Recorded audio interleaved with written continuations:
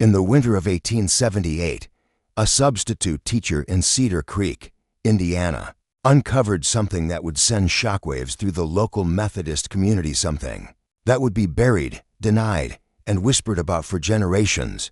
Over the course of 2 years, 50 children had vanished from the town's beloved Sunday school. Their names were still listed in attendance records, but somehow, their families no longer seemed to remember them. What the teacher found hidden beneath the church floorboards revealed a horror so deeply rooted that local officials kept it buried for decades. Tonight, we're diving into the real story behind Cedar Creek's most guarded secret. But before we get into the details of Margaret Wilson and the children who trusted her, a quick note: this channel isn't for everyone. It's for those who are willing to look into the darker corners of American religious history. If that's you, make sure to subscribe and drop a comment letting me know which state you're watching from.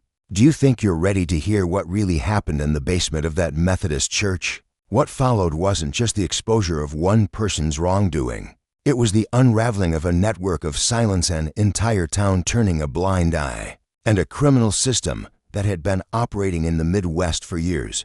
Cedar Creek was in the heart of Indiana coal country, where religious life was just as deep as the mine shafts beneath the ground. By 1876, the population had reached nearly 3,000, made up mostly of hard-working families drawn by steady jobs in rail and coal. The arrival of the Baltimore and Ohio Railroad in 1871 turned this once quiet farming town into a growing center of industry. But that rapid growth came with growing pains. Waves of Irish and German immigrants arrived weekly, bringing their Catholic and Lutheran faiths into a town long dominated by Protestant traditions. Methodist, Baptist, and Presbyterian churches competed for influence, and religious identity often shaped social standing and business opportunities. The centerpiece of Cedar Creek's religious life was the First Methodist Church, built from Indiana limestone and topped with twin bell towers. It stood as a symbol of the congregation's hopes for cultural leadership. Finished in 1874, the building featured Gothic Revival architecture, stained glass windows from Cincinnati, and even steam heat, making it the most advanced church facility in the county. Sunday mornings meant crowded pews and children's voices singing hymns, but it was the church's Sunday school that truly made it stand out. Led by Margaret Wilson, a 42-year-old teacher who'd moved from Pennsylvania 5 years earlier, the program grew from a small local effort into a regional draw, enrolling over 100 children from nearby counties. Some families traveled 20 miles just to bring their children to the program. Despite the muddy roads and long wagon rides, the opportunity was seen as well worth the trip. Margaret had a reputation for discipline, knowledge of Scripture, and an almost uncanny ability to connect with children. Her background in Philadelphia's industrial schools had given her experience with kids from all walks of life. Her assistant, Sarah Coleman, was a soft-spoken woman in her late 30s who had joined the program 2 years after Margaret arrived. She came with strong references from a Cincinnati mission and had a calming presence that seemed to instantly quiet even the most restless children. Overseeing it all was Robert Hayes, a well-off businessman who owned multiple coal mines, grain elevators, and the town's largest store. He sat on the church board and had funded many of its projects. With Hayes' support, the Sunday school expanded rapidly, especially its most talked-about feature, the educational excursions. These weren't just day trips. They were immersive, week-long journeys combining Bible lessons with real-world experiences. Students visited museums, historic churches, archaeological sites, and even met prominent Methodist scholars. Parents saw these trips as rare chances for their children to receive an education far beyond what their rural schools could provide. The Methodist Church's focus on learning and self-improvement made such programs not only acceptable, but widely admired. John Wesley himself had championed education as part of religious growth, and churches across the country were encouraged to offer more than just sermons. At a time when most children received limited formal schooling, a chance to travel, study, and meet influential people was invaluable. For families facing economic hardship, especially after the financial crisis of 1873. Margaret Wilson's program seemed like a gift from above. With support from the town's most influential residents, the program was seen as unquestionably trustworthy. To raise doubts would be to question the judgment of respected mine owners, merchants, and church leaders. Parents who were struggling to provide for their kids clung to this opportunity, seeing it as a way to offer their children a better future. Margaret's influence soon extended beyond Cedar Creek. She reached out to Methodist churches in nearby towns, offering the same educational opportunities to their children. This widened the program's reach and made it harder for anyone to track which children had gone where or to notice how many weren't. Coming back, the first child to disappear was Timothy Morrison in September 1876, but it wasn't called a disappearance. Timothy, an 8-year-old with a talent for memorizing scripture, had been invited on a special trip to Louisville to study ancient biblical customs. His parents, recent immigrants from Germany who barely spoke English, were told that a respected Methodist family specializing in biblical archaeology wanted Timothy's help. They were assured he'd receive advanced education and religious training, and that he'd be back in 2 years better prepared for a life in ministry. For the Morrisons, who had come to America hoping for a better future for their son, this sounded like a dream come true. Margaret provided a letter explaining the opportunity in detail, and the community accepted it without question. 2 weeks later, 10-year-old Mary Catherine Phillips left for a different mission. This one focused on bringing Sunday schools to new frontier settlements. Her mother, a widow struggling to support 3 children through laundry work, was told that Mary Catherine's leadership skills had earned her a place in a program run by a Methodist mission in Illinois. She, too, would receive training and might one day become a teacher or missionary herself. Her departure, like Timothy's, was seen not with suspicion, but with pride. By Christmas that year, 6 more children had left for similar opportunities. Every case followed the same script. The child was handpicked for their potential. An educational opportunity was described in glowing terms. Promises of letters and visits were made, but communication soon faded, and somehow no one pushed back. Margaret always had answers. The parents always seemed reassured, and the community remained silent. The system worked because it was so carefully managed. It used the trust of the church, the endorsement of respected figures, and the hope of struggling families. And it was just the beginning. Machine of human exploitation, disguised beneath the language of faith and education. Ellen Hartwell's discovery wasn't just a betrayal of community trust, it was the exposure of a vast, coordinated trafficking ring that had quietly grown within the Methodist Church's most celebrated educational program. Every ledger entry, every forged letter, every coded contract spoke 2 years of calculated deception. The people entrusted with shaping young minds had instead sold them into forced labor, domestic servitude, and possibly worse, while maintaining the outward appearance of moral authority and religious devotion. By morning, Ellen knew she couldn't keep what she had found to herself.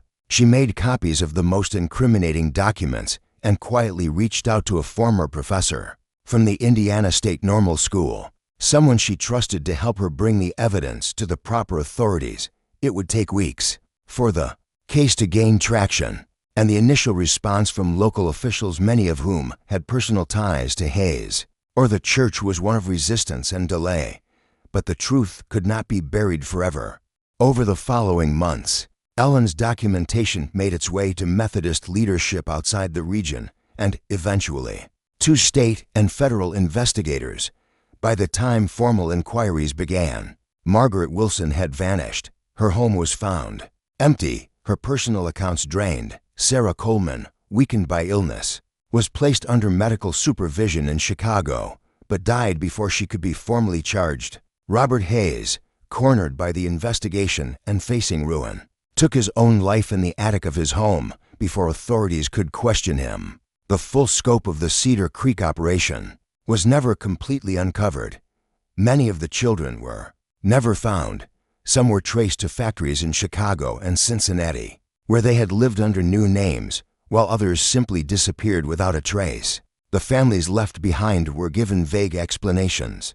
or empty apologies, many of them never fully understanding what had truly happened to their sons and daughters. Ellen Hartwell left Cedar Creek not long after the investigation began, though some in the community blamed her for bringing shame to the church. Others quietly thanked her for her courage. She never returned to full-time teaching, but she continued to advocate for reforms in religious and educational oversight for the rest of her life. Today, the story of Cedar Creek is rarely told. The church still stands renovated and rebranded, but the names of the children who disappeared are not spoken from its pulpit. Only scattered records and fragments of memory remain, hidden in dusty archives and family histories. And yet, the lesson remains clear: blind trust, especially when cloaked in authority and good intentions, can hide the darkest of motives. The Cedar Creek scandal is not just a forgotten chapter in one town's history. It's a reminder of what happens when institutions protect themselves at the cost of the innocent. At least a dozen children had been moved so far from their original communities and identities that they could not be conclusively linked back to Cedar Creek. These children, whose names had been changed and whose pasts had been erased, were lost in the bureaucratic shuffle of state institutions, orphanages, and labor contracts. For some, even the hope of reunion with their families faded over time.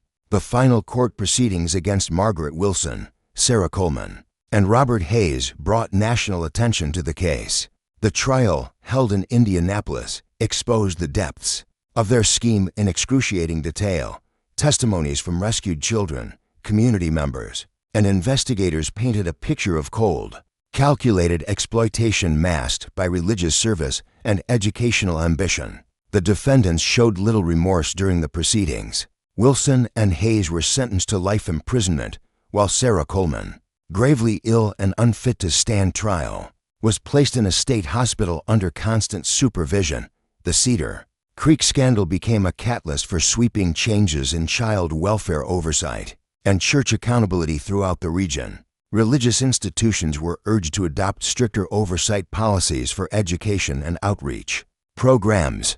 Law enforcement agencies began sharing information across state lines more regularly to prevent similar trafficking networks from thriving in isolated communities. Still, for many in Cedar Creek, the damage could never be undone. Families who had once celebrated their children's selection for the program now lived with unanswered questions and unbearable guilt. The church, once a source of pride, became a symbol of betrayal. Attendance plummeted, leadership changed hands, and for years, no new educational programs were attempted in the area. Ellen Hartwell never returned to teaching in a formal capacity. She moved to a small town in northern Indiana and eventually married, quietly continuing her advocacy for child protection and educational reform through anonymous publications and correspondence with lawmakers. Though many never knew the full extent of her role, her actions had saved lives and exposed a crime that would have otherwise vanished in silence. Today, there is no memorial in Cedar Creek for the children who disappeared. No plaque in the church, no names etched into stone. But in quiet archives and dusty boxes of court records, their stories remain. And because one young teacher chose to listen, to question, and to act, those stories were not lost forever. At least a dozen children died while in the custody of their purchasers, victims of industrial accidents, illness, or abuse that was never properly investigated or punished. These deaths were hidden behind falsified records and protected by corrupt officials who ensured that no one asked too many questions about children who, on paper, had never existed at all. The trials of Margaret Wilson, Sarah Coleman, and Robert Hayes captured widespread attention across Indiana and beyond. The evidence presented in court didn't just expose the scale of their crimes, it also highlighted the vulnerability that made Cedar Creek a prime target for exploitation. Testimonies from rescued children, delivered with great care due to their emotional state, painted a harrowing picture of what had taken place. Margaret Wilson's defense tried to portray her as someone with good intentions, claiming she believed she was offering poor children a better life. But that argument collapsed when prosecutors introduced financial records and letters proving she knew exactly what she was doing. Her final testimony revealed a calculated individual who had used faith and parental hope as tools for profit. Sarah Coleman's case was harder to prosecute. At the time, psychological abuse wasn't clearly understood by the law. Her defense insisted she genuinely cared for the children, even if her methods were misguided. But the evidence, her journal, her detailed planning, her manipulation convinced the jury that her actions were intentional and harmful. Robert Hayes was tried for bankrolling and organizing the logistics of the operation. His lawyers claimed he had no idea what was going on, but his correspondence and financial ties told a different story. He was convicted on multiple charges and received the harshest sentence of the three. The case also exposed major gaps in the legal system. Prosecutors had to rely on outdated fraud, kidnapping, and conspiracy laws that weren't meant to deal with something as complex as organized trafficking. The lack of coordination across state lines made matters worse, and these shortcomings wouldn't be meaningfully addressed until many years later. The Methodist Church's reaction showed a clear preference for managing its reputation rather than supporting the victims. Instead of launching a deep investigation into how such crimes could have occurred under their roof, church leaders focused on distancing themselves from the perpetrators. They insisted the three had fooled the church, just as they had fooled the community. Technically true, but that explanation ignored the structural problems that had allowed it all to happen. A lack of oversight, no vetting of programs, and a culture of blind trust in authority had created the perfect environment for exploitation. The church's refusal to provide support or accountability made the trauma even worse for the victims. Families, many felt abandoned by the institution they had once trusted. Law enforcement's role was no better. Sheriff Thomas Bradley's review revealed that numerous warnings had been dismissed or ignored during the 2-year period the trafficking took place. Corruption, negligence, and fear of challenging prominent citizens allowed the crimes to continue. In plain sight, railroad companies also avoided responsibility, while individual employees had been bribed.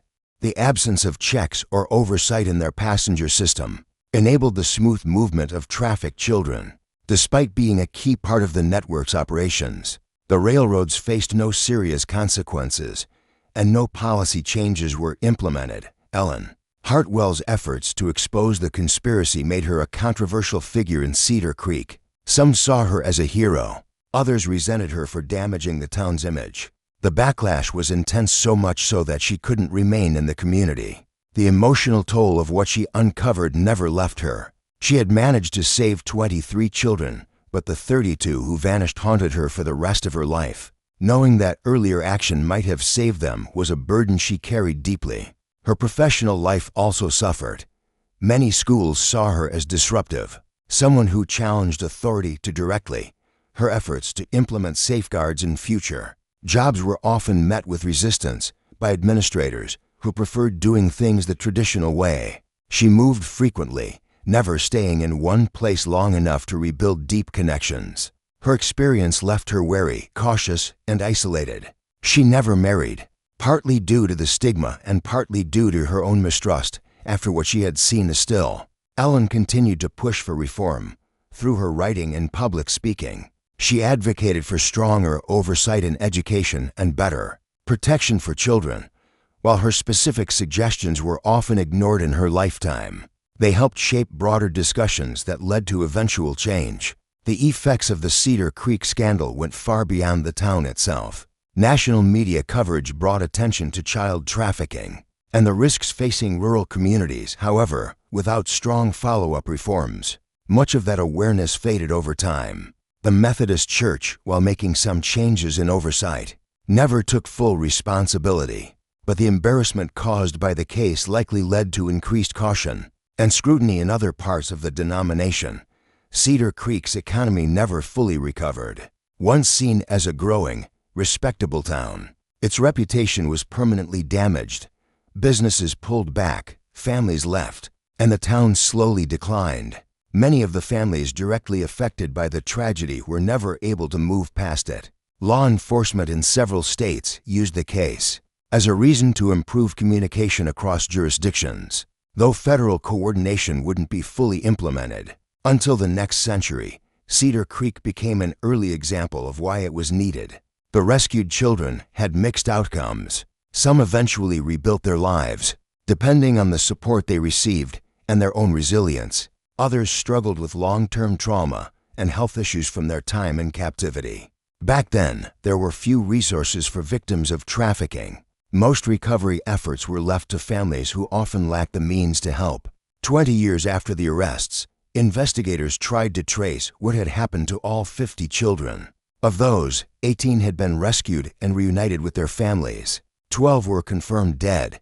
The remaining 20 were never found. It's believed most of them died due to poor conditions or abuse, but a lack of records made it impossible to know for sure. The financial investigation estimated that the operation had brought in over $75,000, a massive sum at the time, making the conspirators among the wealthiest criminals in U.S. history. Most of the money was never recovered, having been hidden in ways that the tools of the 1870s couldn't trace.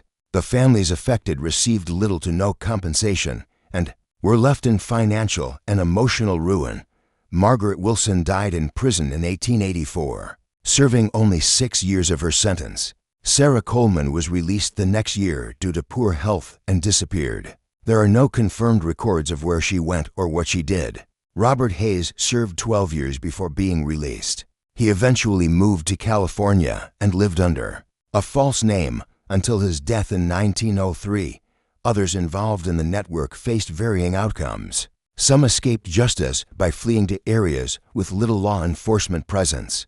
Others were lightly sentenced, reflecting how little was understood about the nature and seriousness of trafficking at the time.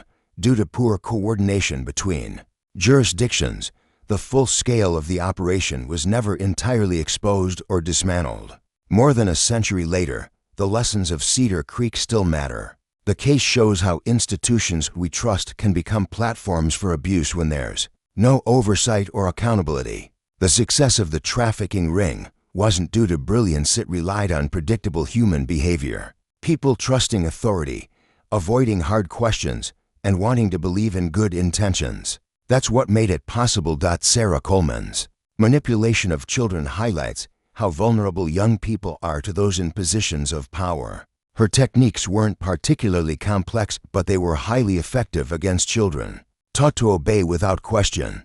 The religious context that should have protected them was twisted into a way to silence them. Ellen Hartwell's story reminds us of how much impact one person can have. She took enormous personal risks to do what was right and paid a heavy price. Her community turned against her, but she saved lives. Her story also shows how hard it can be to challenge corrupt systems from the inside. If you're still here at the end of this story, you're clearly someone who's not afraid to confront difficult parts of history. Ellen's bravery should make us all think, what would we do in her place? Would we speak up, even if it meant standing alone? If this story moved you, share it with someone who values real accounts that challenge our assumptions about the past. And if it gave you chills, hit the like button and subscribe for more content that uncovers the hidden history of American institutions. The Cedar Creek tragedy forces us to ask hard questions. How do we protect vulnerable people without becoming paranoid? What systems can we build that prevent this kind of exploitation while keeping communities strong?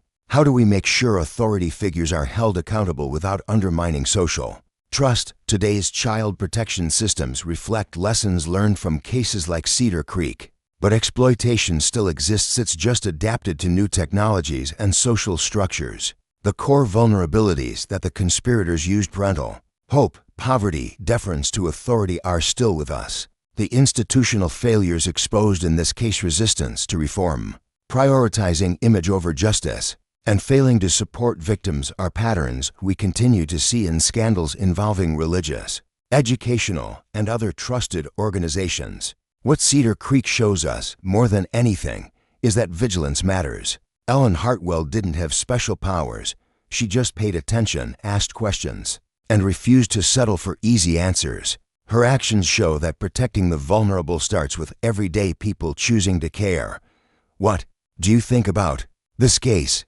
Could an entire community really lose track of 50 missing children, or did people know and look the other way? Were the conspirators monsters, or just ordinary people corrupted by greed and opportunity, leave a comment with your thoughts. And if you want to hear more stories like this one, subscribe, hit the bell, and share this video with someone who appreciates true crime stories that challenge how we see the world. Thanks for watching. See you in the next one.